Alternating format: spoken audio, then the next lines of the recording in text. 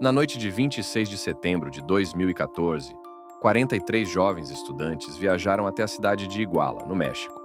Eles entraram em ônibus, cantavam, riam e sonhavam com o futuro. Mas naquela mesma noite, todos desapareceram. 6 pessoas morreram, dezenas ficaram feridas, e os 43 simplesmente sumiram. O que aconteceu naquela noite? Quem deu a ordem? E por que, 11 anos depois, ainda não existe resposta? O caso Ayotzinapa não é apenas uma tragédia. É um dos maiores mistérios criminais da história recente. E o que você vai ver agora é a investigação de como um estado inteiro pode desaparecer, com 43 vidas. 2014. O México atravessava um dos períodos mais sombrios de sua história recente. Um país dividido entre reformas prometidas e uma realidade marcada pelo sangue. A cada esquina, a sombra do narcotráfico se confundia com a das autoridades. Guerrero, um estado mergulhado no medo, se tornava palco de uma tragédia que ninguém jamais esqueceria. No poder, o presidente Enrique Peña Nieto tentava vender ao mundo a imagem de progresso e modernidade. Mas, por trás dos discursos oficiais, a verdade era outra. As instituições estavam corroídas, e a corrupção já não era exceção, mas regra. Prefeitos, governadores, policiais, todos suspeitos de trabalhar lado a lado com cartéis. No meio desse cenário, uma escola simples ganhava destaque. A Escola Normal Rural de Ayotzinapa. Ali, jovens de origem humilde se preparavam para se tornar professores rurais. Eram estudantes engajados, conhecidos por sua militância política e pelo desejo de transformar um México injusto. Mas, para muitos governantes, esses jovens não eram vistos como o futuro, e sim como uma ameaça. Naquele ano, em todo o país, os desaparecimentos já se contavam aos milhares. Mas em Ayotzinapa, o destino desses 43 jovens mostraria algo ainda mais perturbador.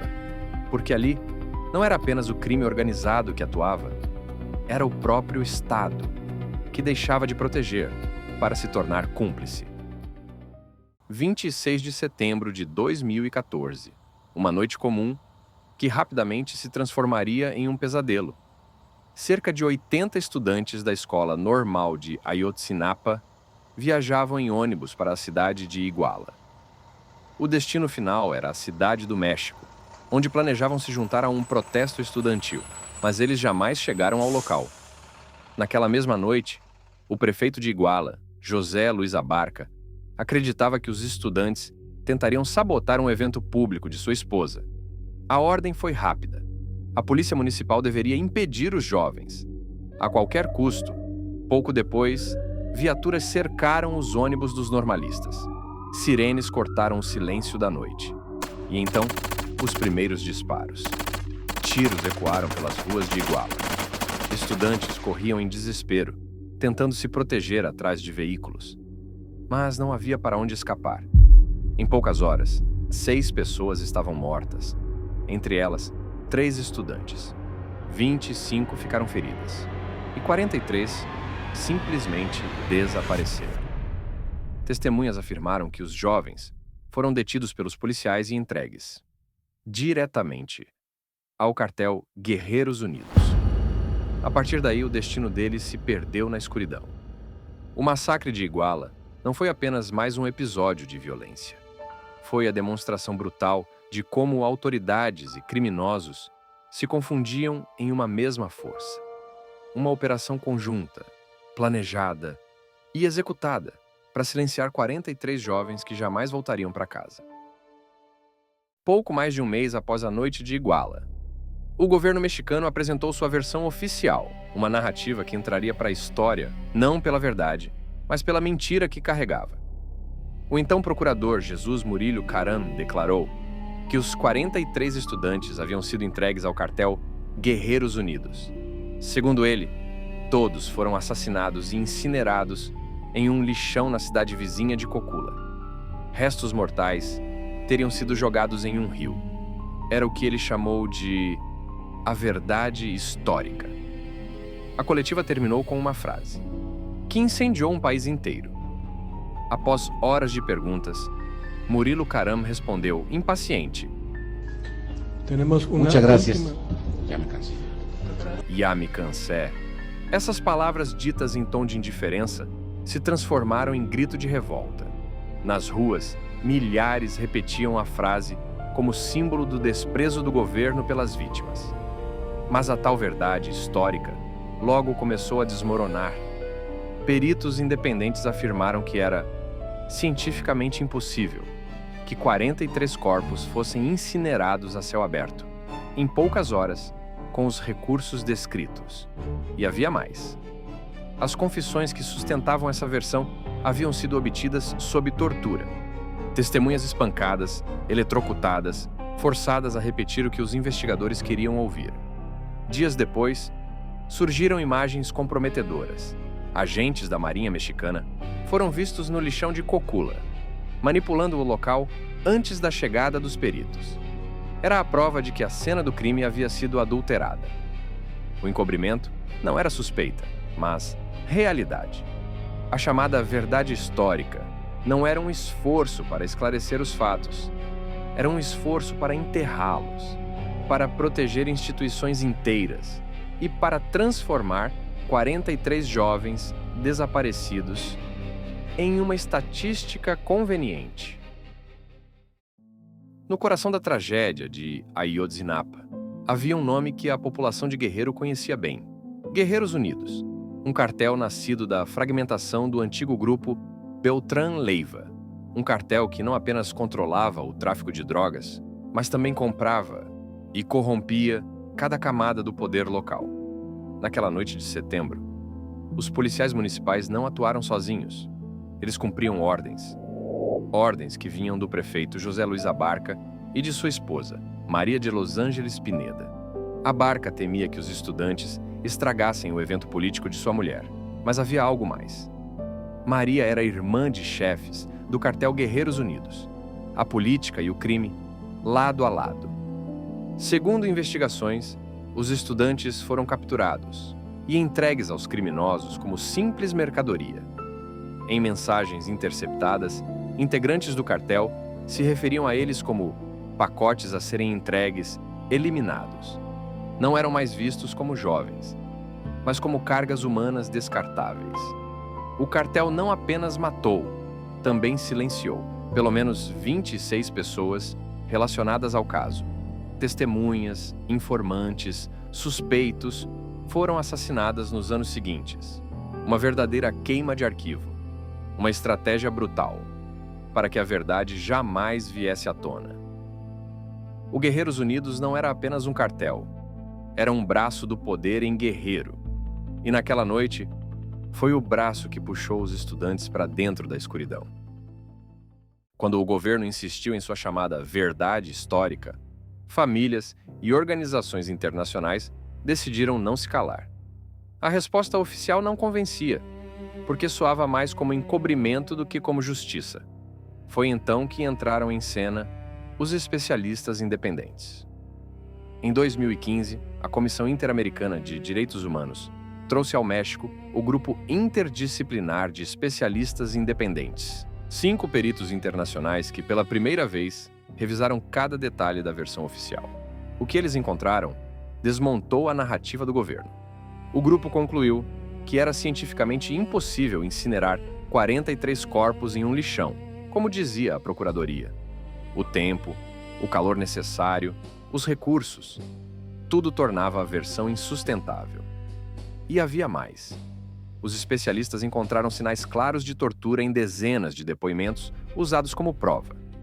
Confissões arrancadas à força, que sustentavam uma mentira. Os investigadores também levantaram uma hipótese perturbadora. Os estudantes teriam tomado sem saber um ônibus carregado de drogas ou dinheiro, o chamado quinto ônibus.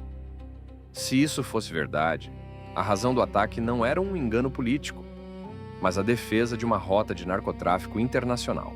Enquanto o governo tentava encerrar o caso, os especialistas revelavam novas linhas de investigação. E em meio às buscas, fragmentos humanos começaram a aparecer. Em 2014, foi identificado Alexander Mora. Em 2020, Christian Rodrigues. E em 2021, Josivane Guerreiro. 3 nomes confirmados, de uma lista de 43. Para as famílias, cada identificação era dor, mas também prova de que a verdade ainda podia ser alcançada. O GIEI não apenas expôs as falhas da investigação oficial, ele mostrou algo muito mais grave: o envolvimento ou a omissão das Forças Armadas. Soldados que acompanharam em tempo real a movimentação dos estudantes e que nada fizeram para salvá-los. Com a chegada de Andrés Manuel Lopes Obrador ao poder, uma nova promessa surgiu. O caso Ayotzinapa seria reaberto. As famílias, que há anos gritavam por justiça, acreditaram que finalmente a verdade viria à tona. Foi criada a Comissão da Verdade, e o que ela revelou chocou o México. Em 2022, após anos de investigações, a comissão declarou o que muitos já suspeitavam. O desaparecimento dos 43 não foi apenas obra de policiais corruptos, nem de um cartel descontrolado. Foi um crime de Estado, planejado, executado e encoberto, com a participação de autoridades em todos os níveis. Pela primeira vez, o governo admitia que a chamada verdade histórica havia sido fabricada, um teatro construído para esconder a cumplicidade das instituições. E com isso, vieram as primeiras prisões de figuras intocáveis.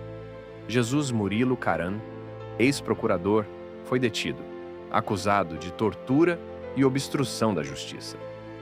O homem que assinou a versão oficial, agora era acusado de inventá-la. Mas não parou aí. Ordens de prisão foram emitidas contra dezenas de militares, entre eles o coronel José Rodrigues Pérez, acusado de ordenar a execução de 6 estudantes que teriam sobrevivido dias após o ataque. A revelação confirmava o que as famílias sempre disseram: o exército sabia, o exército participou. Apesar disso, nem tudo avançou. Muitas ordens de prisão foram suspensas. Procuradores renunciaram em protesto. Documentos militares continuam ocultos. A verdade segue fragmentada. O Estado reconheceu sua culpa, mas até hoje não mostrou todo o alcance de sua participação. O caso Ayotzinapa deixou de ser apenas sobre estudantes desaparecidos. Ele se tornou símbolo de um México em que o próprio Estado destrói as provas de seus crimes. Um país em que a verdade precisa ser arrancada à força. O envolvimento das Forças Armadas no caso Ayotzinapa sempre foi a questão mais sensível e mais temida. Desde o início havia rumores de que os militares sabiam mais do que admitiam. Com o tempo, esses rumores se tornaram provas incômodas. Na noite do ataque, o 27º Batalhão de Iguala monitorava em tempo real a movimentação dos estudantes. Relatórios mostram que soldados estavam de prontidão. Alguns até abordaram jovens que buscavam ajuda em um hospital. Mas, em vez de protegê-los, os interrogaram. Pouco depois, esses estudantes também desapareceram. E havia um detalhe ainda mais perturbador. Entre os 43 desaparecidos, estava um infiltrado, Júlio César Lopes Patolzin, oficial do Exército, disfarçado como estudante. Sua missão era reportar atividades da escola. Naquela noite, ele também desapareceu. O próprio Exército não conseguiu, ou não quis, resgatá-lo. Nem mesmo seu soldado infiltrado foi poupado. Semanas depois, imagens vazadas mostraram a Marinha manipulando o lixão de coco. Sacos pretos sendo movidos, a cena sendo alterada, antes da chegada dos peritos. Era a prova de que o encobrimento vinha de cima.